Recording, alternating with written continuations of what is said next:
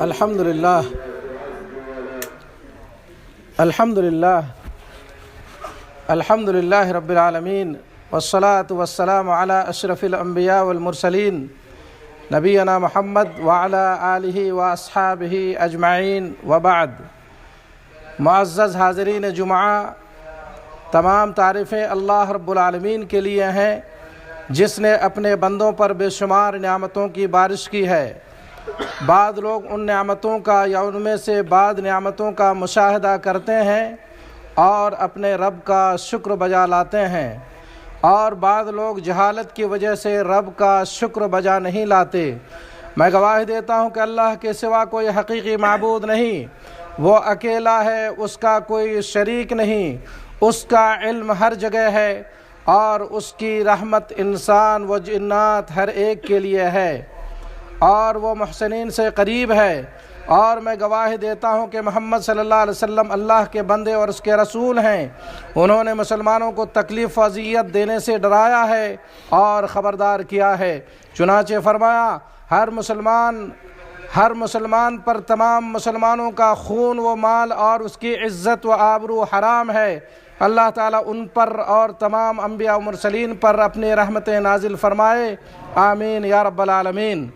اللہ تعالیٰ نے سورہ مائدہ آیت نمبر 35 میں فرمایا، اے ایمان والو، اللہ سے ڈرتے رہو اور اس کا قرب تلاش کرو اور اس کی راہ میں جہاد کرو تاکہ تمہارا بھلا ہو۔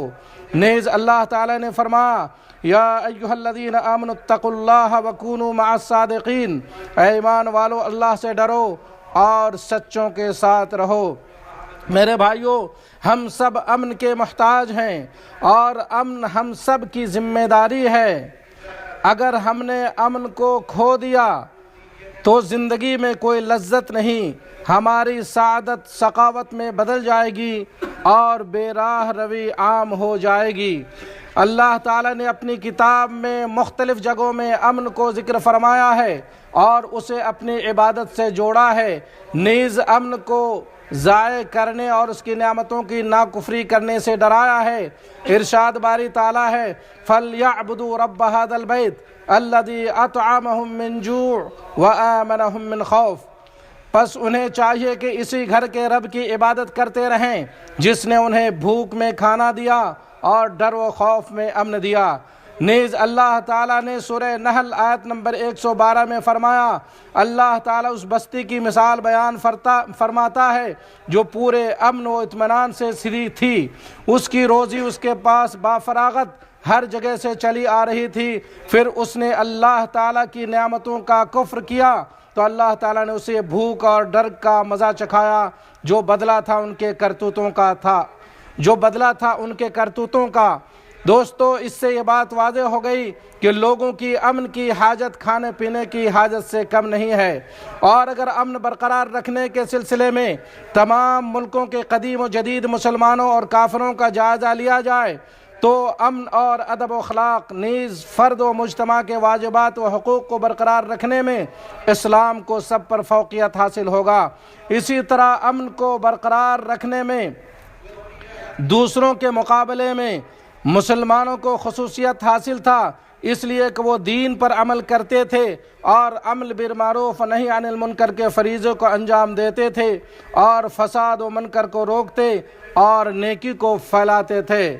میرے بھائیوں، آج ترقی یافتہ ملک حقوق انسان کی بات کرتا ہے اور وہ خود انسان کو ہلاک کر رہا ہے، اخلاق کی حفاظت کی بات کرتا ہے اور خود اخلاق کو ڈھا رہا ہے۔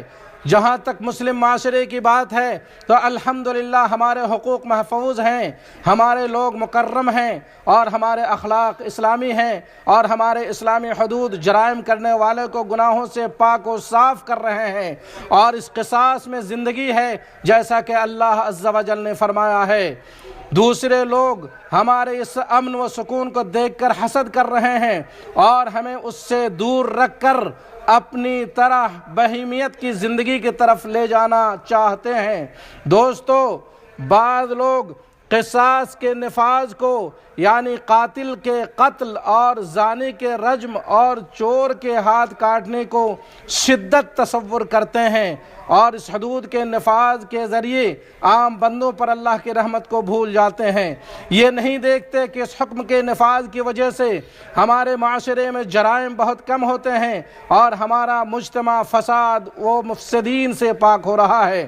ابن تیمیہ رحمہ اللہ کہتے ہیں تمام شرعی عقوبات نفع بخش دوا ہیں، ان کے ذریعے اللہ تعالیٰ دل کی بیماری کی اصلاح فرماتا ہے، اور یہ بندوں پر اللہ تعالیٰ کی رحمت ہے۔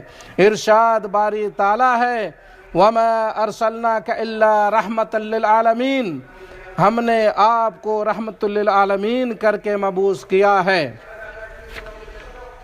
جو شخص اس نفع بخش رحمت کو نرمی کرتے ہوئے ترک کر دے گا وہ اسے مریض کے اندر پائے گا، اور وہ اس کی ہلاکت و عذاب پر مدد کرنے والا شمار ہوگا۔ اگرچہ خیر ہی کا ارادہ رکھتا ہو، وہ اس سلسلے میں جاہل و احمق ہے۔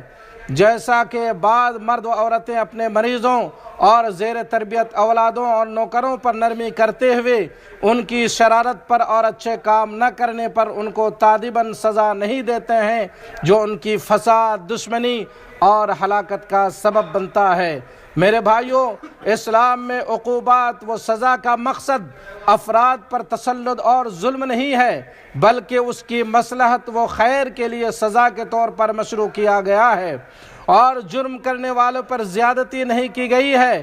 چنانچہ جھوٹ بولنے پر زبان کاٹنے، اور زنا کرنے پر خصی کر دینے، اور چوری کرنے پر سولی پر لٹکا دینے کو مشروع نہیں کیا گیا ہے، بلکہ وہ سزا متعین کی گئی ہے جس میں اس کے حق میں خیر و بھلائی ہے۔ اللہ تعالیٰ کے احکام و حدود میں لوگوں کے لیے امن ہے، اور اس کے ذریعے دوسروں کی ظلم و زیادتی کو ختم کیا گیا ہے۔ ابن القیم رحمہ اللہ کہتے ہیں اگر جرم و فساد کرنے والے کی سزا نہ ہوتی ہے تو لوگ آپس میں لڑ کر ہلاک ہو جاتے، اور دنیا کا نظام درہم برہم ہو جاتا، اور انسان کی حالت جانور سے بدتر ہو جاتی۔ ساتھیو، فساد و جرم کو روکنا اور اس سے دور رہنا ہم سب کی ذمہ داری ہے۔ ہم میں سے جو بھی شخص کسی کو فساد و جرم کرتے ہوئے دیکھے اسے روکنے کی کوشش کرے اور اسے ان کے حال پر نہ چھوڑے۔ اللہ تعالیٰ نے ہمیں نیکی و تقوی کے کام میں ایک دوسرے کا تعاون کرنے کا حکم دیا ہے، اور گناہ اور ظلم زیادتی کے کام میں تعاون کرنے سے روکا ہے، اور نبی کریم صلی اللہ علیہ وسلم نے ہمیں یہ خبر دی ہے کہ اگر ہم ظالم کو ظلم کرتے ہوئے دیکھیں اور اسے اپنے ہاتھ سے نہ روکیں تو قریب ہے کہ اللہ ہمیں عام عذاب میں گرفتار کر دے۔ اس لیے ہم سب کی ذمہ داری ہے کہ ہم ہر قسم کی ظلم زیادتی سے ہم ہر قسم کی ظلم زیادتی سے دور رہیں اور لوگوں کو اس سے دور رکھیں تاکہ امن و سکون کی زندگی گزار سکیں۔ دوستو، امام مالک رحمہ اللہ نے اپنی کتاب موطا میں نقل فرمایا ہے کہ ہاتھ اور ٹانگ کٹا ہوا ایک شخص یمن سے مدینہ آیا اور ابو بکر کے پاس جا کر شکایت کی کہ ایک یمنی شخص نے اس پر ظلم کیا ہے، اس حال میں کہ وہ رات میں نماز ادا کر رہے تھے۔ تو ابو بکر نے کہا تمہاری رات تو چور کی رات کی طرح ہے۔ پھر اتفاق سے ابو بکر کی بیوی اسماء بنت عمیس کی ہار کھو گئی۔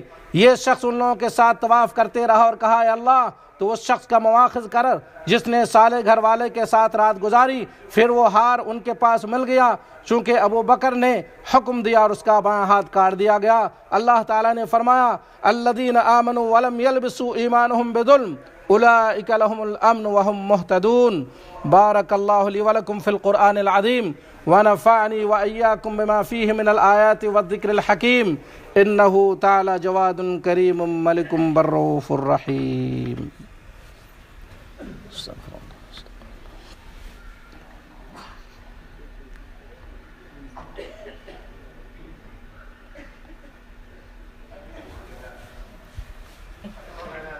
الحمد للہ وحدہ والصلاة والسلام على من لا نبي بعده وعلى آلہ واصحابہ اجمعین وبعد۔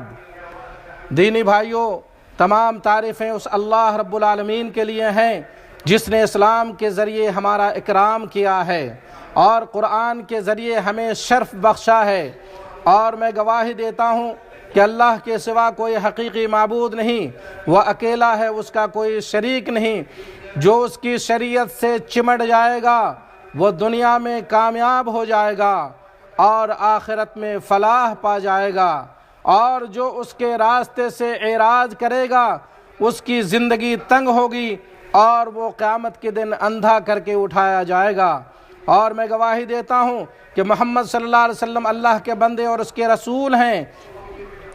اس کی بعثت اخلاق کی تعلیم کو مکمل کرنے کے لیے اور انسان کی ہدایت و تکریم کے لیے ہوئی ہے۔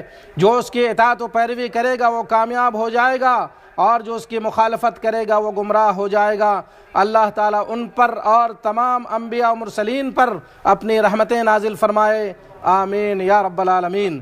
میرے بھائیوں، جس طرح سے امن بادشاہ کے قانون اور دنیاوی عقاب کے ڈر سے متحقق ہوتا ہے، اسی طرح امن ایمانی جذبہ اور آخرت میں اللہ کے عقاب کے ڈر سے متحقق ہوتا ہے۔ اللہ تعالیٰ نے سورہ انعام آیت نمبر 82 میں ارشاد فرمایا، الذین آمنوا ولم یلبسوا ایمانہم بظلم اولئک لہم الامن وہم مہتدون۔ جو لوگ ایمان رکھتے ہیں اور اپنے ایمان کو شرک کے ساتھ مخلوق نہیں کرتے، ایسوں ہی کے لیے امن ہے اور وہی راہ راست پر چل رہے ہیں۔ ساتھیو، اللہ کی نعمتوں کی ناکفری پر بھوک و خوف اور شدید عذاب سے دوچار ہونا پڑتا ہے، جیسا کہ سورہ نحل آیت نمبر 112 میں ارشاد باری تعالیٰ ہے۔ اللہ تعالیٰ اس بستی کی مثال بیان فرماتا ہے جو پورے امن و اطمینان سے تھی، اس کی روزی اس کے پاس بافراغت ہر جگہ سے چلی آ رہی تھی، پھر اس نے اللہ کی نعمتوں کا کفر کیا تو اللہ تعالیٰ نے اسے بھوک اور ڈر کا مزہ چکھایا جو بدلہ تھا ان کے کرتوتوں کا۔ ایمان اور تقوی اختیار کرنے پر اللہ تعالیٰ آسمان و زمین کی برکتوں کو کھول دیتا ہے اور اس سے امن و سکون حاصل ہوتا ہے۔ سورہ اعراف آیت نمبر 96 میں ارشاد باری تعالیٰ ہے، اور اگر ان بستیوں کے رہنے والے ایمان لے آتے اور پرہیزگاری اختیار کرتے تو ہم ان پر آسمان اور زمین کی برکتیں کھول دیتے، لیکن انہوں نے تکذیب کی تو ہم نے ان کے اعمال کی وجہ سے ان کو پکڑ لیا۔ دوستو، ہمیں چاہیے کہ امن کے مفہوم کو واضح طور پر سمجھیں۔ امن کئی طرح کے ہیں: فکری و عقدی امن، خلقی و قیامی امن، اور جنائی، صحی و غذائی امن وغیرہ۔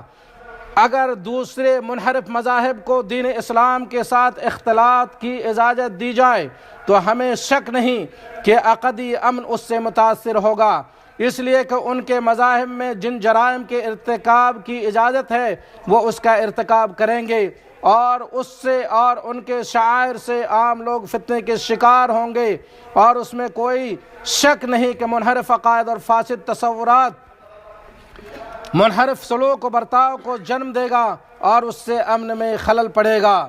جہاں تک خلقی و قیامی امن کا تعلق ہے تو یہ اخلاق فاضلہ کے اختیار کرنے اور غیر اخلاقی چیزوں سے دور رہنے سے حاصل ہوتا ہے، اور جہاں تک جنائی امن کی بات ہے تو یہ اس وقت متحقق ہوتا ہے جب چور کو دوسروں کے حق چھیننے کی اجازت نہ دی جائے، صاحب مسکرات و مخدرات کو اپنے کرتوتوں سے روک دیا جائے۔ میرے بھائیوں، ہمارے شرعی و اخلاقی اور ملکی ذمہ داری حفاظت امن کی ساجھیداری کو ہمارے اوپر واجب کرتی ہے۔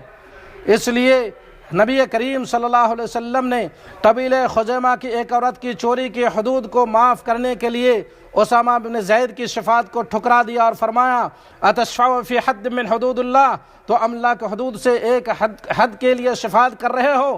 پھر آپ صلی اللہ علیہ وسلم نے منبر پر کھڑے ہوئے اور تمام مسلمانوں کے سامنے یہ واضح طور پر واضح کی کہ عدل کیسے کیا جاتا ہے، اور فرمایا، اے لوگو، تم سے پہلے جو لوگ تھے وہ اسی جرم میں ہلاک ہو گئے۔ جب کوئی شریف خاندان کے لوگ چوری کرتے تو اسے معاف کر دیتے، اور جب کمزور لوگ چوری کرتے تو اس پر حد نافذ کیا جاتا۔ اس کے بعد فرمایا اللہ کی قسم اگر محمد کی بیٹی فاطمہ چوری کرتی تو محمد اس کا بھی ہاتھ کاٹ دیتا، رواه بخاری۔ دوستو آئیے ہم اپنے نبی محمد صلی اللہ علیہ وسلم پر درود و سلام پڑھیں۔ یا اللہ تو اپنے محبوب نبی محمد الرسول اللہ صلی اللہ علیہ وسلم پر درود و سلام نازل فرما۔ یا اللہ تو اسلام اور مسلمانوں کو غلبہ و کامیابی عطا فرما۔ یا اللہ شرک اور مشرکین کو ذلیل و رسوا فرما، دین کے دشمنوں کو تباہ و برباد فرما۔ یا اللہ تو ہمیں بارش عطا فرما۔ اللہم اغثنا، اللہم اغثنا، اللہم اغثنا۔ یا اللہ تو ہمیں بارش عطا فرما، ہمیں بارش عطا فرما اور ہمیں مایوس لوگوں میں شامل نہ فرما۔ یا اللہ اپنے بندوں اور جانوروں اور مردہ شہروں کو رحمت بارہ سے سیراب فرما۔ یا اللہ خشک سالی کی وجہ سے ہم شدید حالات سے دوچار ہیں، ہم سخت تنگی و شدت کی زندگی گزار رہے ہیں۔ یا اللہ تو اپنے فضل و کرم سے ہمیں بارش عطا فرما۔ یا اللہ جو ظاہری فتنے اور باطنی فتنے ہیں یا اللہ تو اس سے ہماری حفاظت عطا فرما۔ یا اللہ تو ہمیں اپنے ملک میں امن و سکون کی زندگی نصیب فرما۔ یا اللہ تو ہمیں اپنے ملک میں امن و سکون کی زندگی عطا فرما۔